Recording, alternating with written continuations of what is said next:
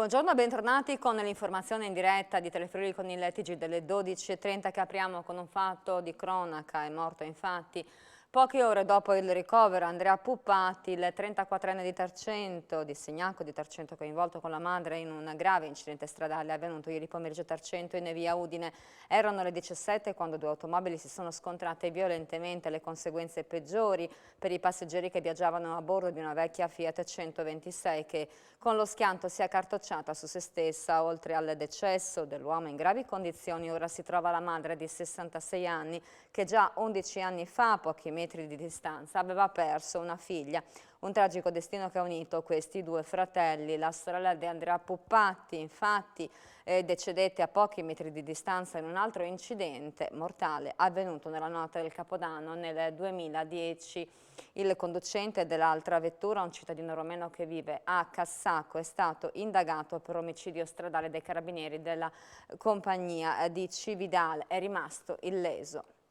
Ed è iniziata nella Corte di Assise del Tribunale di Trieste davanti al giudice Massimo Tommasini l'udienza preliminare per discutere gli esiti della perizia psichiatrica su Alejandro Augusto e Stefano Meran, il cittadino dominicano ritenuto responsabile della morte dei due agenti di Polizia di Stato Matteo De Menego e Pierluigi Rotta.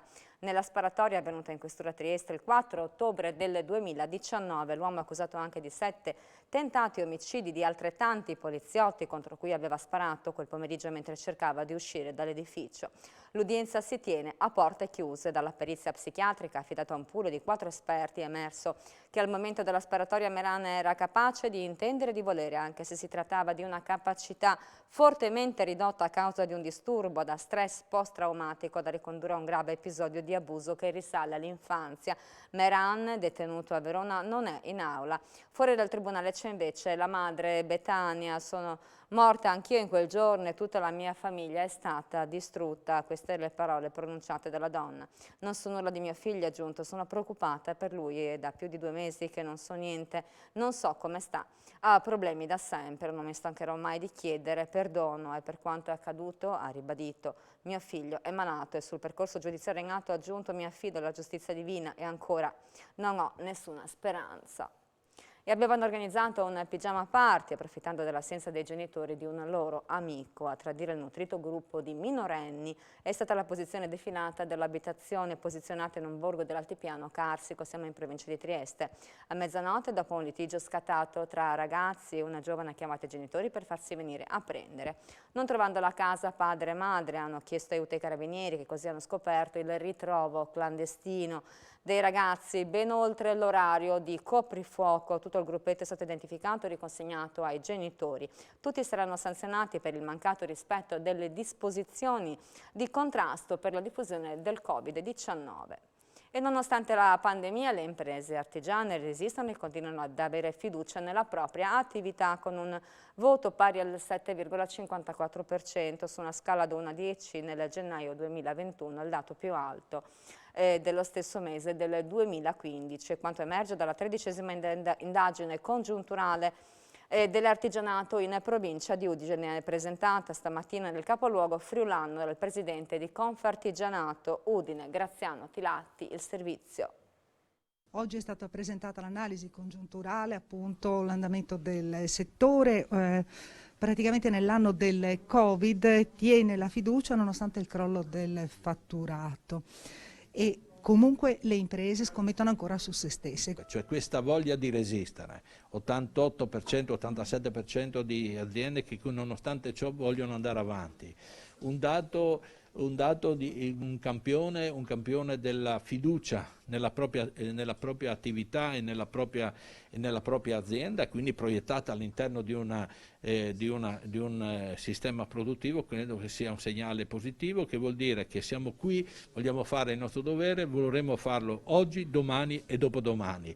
Terzo, disoccupazione contenuto, la riduzione delle forze lavori in modo contenuto. In parte anche questa va analizzata come uscita per effetto pensionistico e anche una diminuzione contenuta. Questo vuol dire che le aziende sono campioni ancora una volta di resilienza in questo mondo che sta velocemente cambiando. L'unico dato che ci preoccupa è questa lotta, una lotta effettiva al Covid. Una volta bisogna sconfiggere questo virus e evitare di fare questo stop and go nelle chiusure. Se si diano delle priorità, si facciano delle chiusure in modo scientifico, si aiutino quelle attività che devono essere chiuse, e così finalmente potremo metterci alle spalle questo brutto periodo.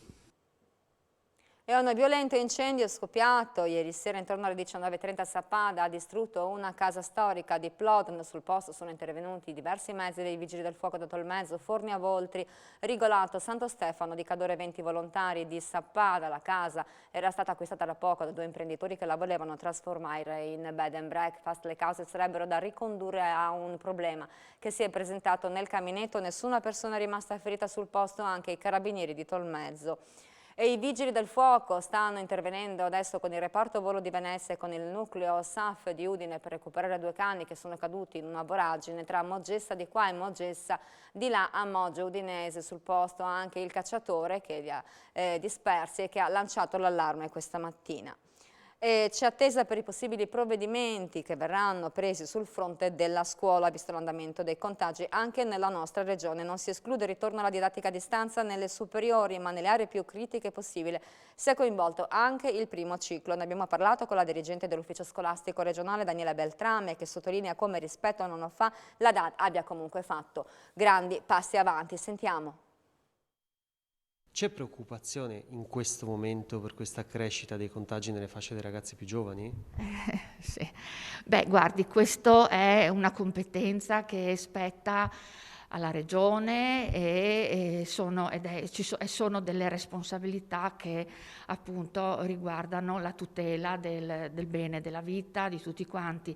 La scuola è uno di quei servizi pubblici, per quanto sia un diritto costituzionale essenziale, che deve adeguarsi, ma rispetto a un anno fa abbiamo strumentazioni, abbiamo competenze degli insegnanti e dobbiamo adeguarci a quelle che saranno le decisioni superiori. E le dosi di vaccino anti-Covid somministrate alla popolazione residente in regione sono 108.000, dato questo che pone il Friuli Venezia Giulia come terzo territorio in Italia per numero di vaccini fino ad oggi effettuati, con una copertura che si attesta all'8,9%, lo ha detto il vicegovernatore della regione Riccardo Riccardi.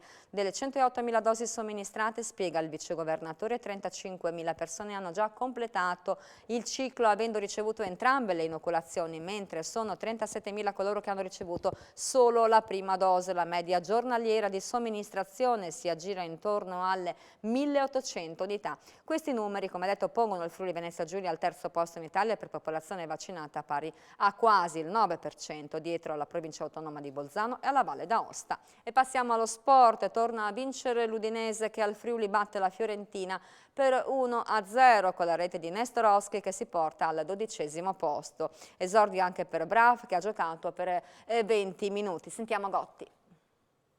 Si è creata una situazione di piccola grande emergenza questa settimana per tanti problemi che si sono accumulati alle 2 squalifiche che avevamo.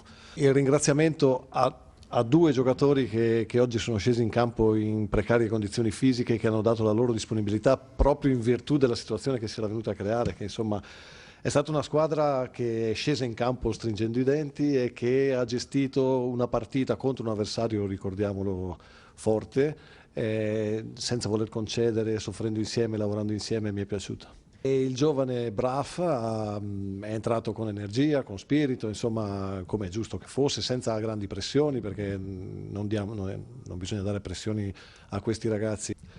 L'Udinese ha perso 5 delle prime 6 partite del campionato, che hanno condizionato tutto, condizionano la classifica di oggi, condizionano tutti i commenti che sono stati fatti nel corso del campionato, perché tu comunque sei partito con 5 sconfitte nelle prime 6 partite.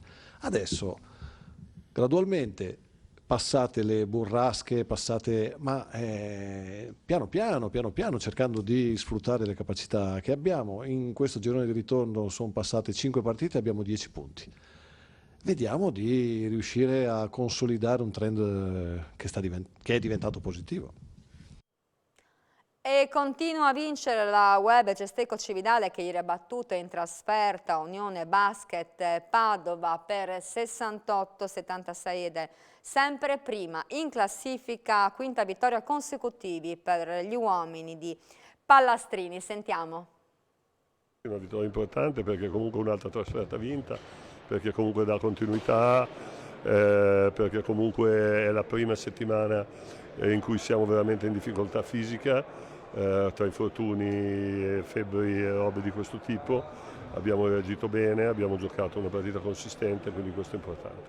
Adesso ospiteremo la Rucca di San Venemiano per la partita finale di questa prima fase. È un campionato impegnativo, particolare appunto, perché adesso giochiamo contro squadre che non abbiamo mai incontrato e ci giocheremo una partita sola, però questo è e dobbiamo farci trovare pronti, ma intanto abbiamo sta partita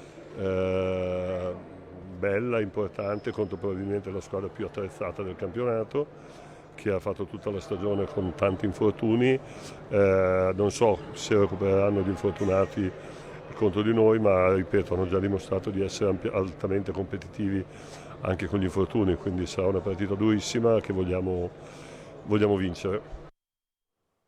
Ed era l'ultima notizia del nostro TG, ma l'informazione in diretta su Telefriuli torna pochissimo con A voi la linea.